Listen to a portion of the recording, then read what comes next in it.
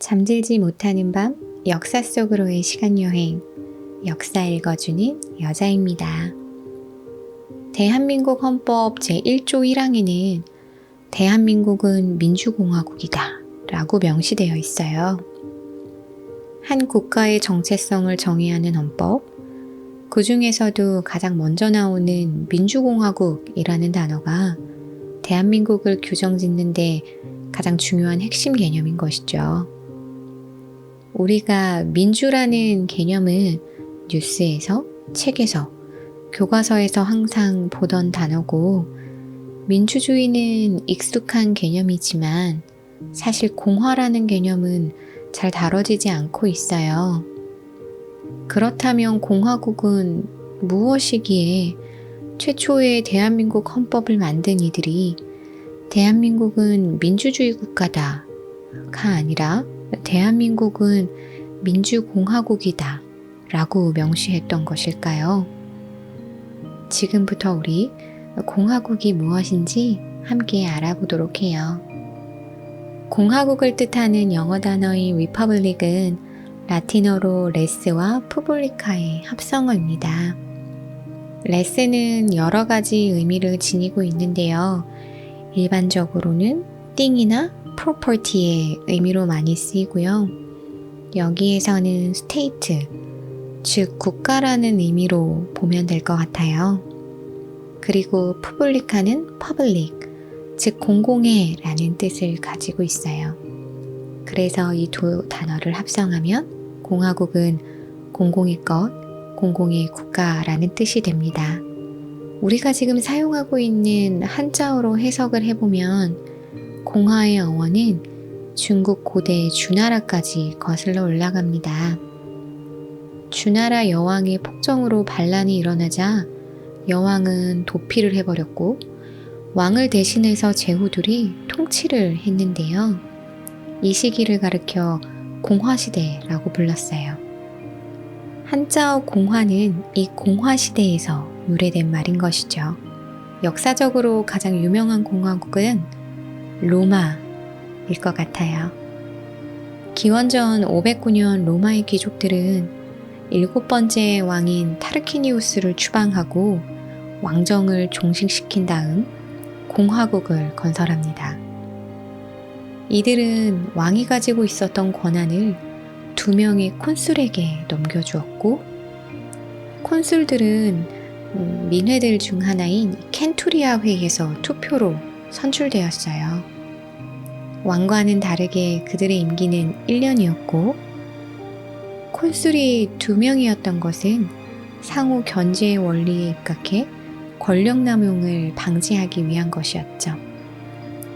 더 중요한 것은 로마가 왕의 권력을 2명에게 나누어 상호 견제의 의미를 두었을 뿐만이 아니라 로마 공화정의 시스템 자체도 상호 견제라는 의미를 가지고 있어요. 로마 역사가 폴리비우스는 그의 저술 역사에서 로마 공화정을 훌륭한 혼합 정체라고 설명합니다. 그리고 이러한 정치 체제가 로마를 지중해의 패자로 만든 중요한 요소였다고 보았어요. 폴리비우스가 본 로마 공화정은 왕정, 귀족정, 민주정이 결합된 것으로 콘술은 왕정의 요소를, 원로원은 귀족정의 요소를, 민회는 민주정의 요소를 지니고 있어 이들이 서로 견제하는 역할을 했고 이를 통해 국가체제가 안정될 수 있었다고 본 것이죠.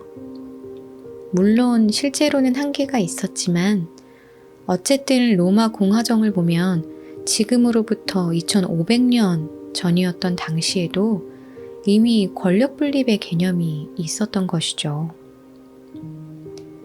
주나라와 로마를 통해 유추해 볼 수 있는 공화국의 뜻은 왕이나 한 개인이 권력을 독점하는 것이 아닌 여러 통치자들이 일정한 임기 동안 합의를 통해 통치하고 물러나는 것을 의미합니다. 공화라는 것 자체가 공공의 것이기 때문에 한 사람이 소유할 수 없었던 것이죠. 근대적 의미에서 공화국의 주권은 국민에게 있는 것으로 한 단계 더 나아갔고, 때문에 현재의 공화국들이 민주주의 정치 시스템을 채택하는 것은 당연한 듯 보여요. 그렇지만 이 민주주의가 아니면서도 공화국이라는 명칭을 사용하고 있는 국가들이 많이 있습니다. 가장 대표적인 예로는 조선민주주의 인민공화국, 중화인민공화국이 있겠네요. 물론 이들 국가도 투표를 통해 통치자를 선출하기는 하지만 그 통치자가 세습 권력의 독재와 다를 바가 없죠. 이렇게 보면 공화라는 단어가 굉장히 매력이 있나 봅니다.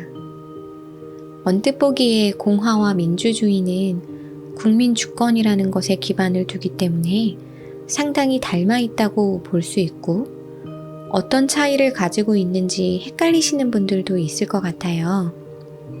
민주주의 역시 국민 주권을 이야기하지만 민주주의의 어원인 데모크라시는 민중에 의한 지배 혹은 다수에 의한 지배라는 뜻을 가지고 있습니다.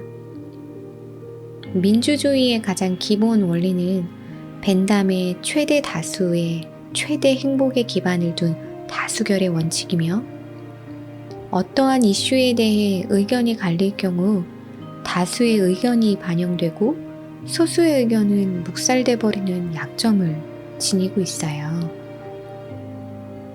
민주주의는 모든 사람들이 주권을 가지고 정치에 참여할 수 있다는 국민 주권을 실현시킬 수 있는 정치 시스템이지만, 다수결에 의해 승자와 패자가 나뉘는 어찌 보면 잔혹한 시스템일 수도 있는 것이죠. 이러한 민주주의의 약점을 채워주는 것이 바로 공화입니다. 공화는 공공의 것이라는 의미와 함께 여러 사람이 공동 화합하여 일을 행함이라는 의미도 가지고 있어요. 대한민국의 헌법을 제정할 때 분쟁이 생길 경우 다수결의 원칙에 따라 포결을 하도록 정해놨지만, 민주주의 바로 뒤에 붙는 공화국을 붙임으로써 단순히 다수가 아닌 전체를 생각하며 공존할 수 있는 체계를 만든 것입니다. 그렇기에 대한민국은 민주주의 국가가 아닌 민주공화정인 것이죠.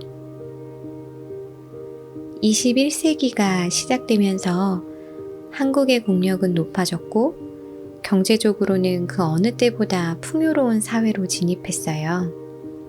절대적인 빈곤은 많이 사라져가고 있지만 상대적 빈곤 개념 그리고 빈부격차는 또 그 어느 때보다 심해지고 있습니다. 이러한 우리의 현실 속에서 다시금 살펴봐야 하는 건 공화가 아닐까요? 대한민국은 민주공화국이니까요. 오늘 준비한 내용은 여기까지고요. 영상이 유익하셨다면 좋아요와 구독하기 버튼 누르는 거 잊지 말아주세요. 지금까지 역사 읽어주는 여자였습니다. 우리 다음 시간에 만나요.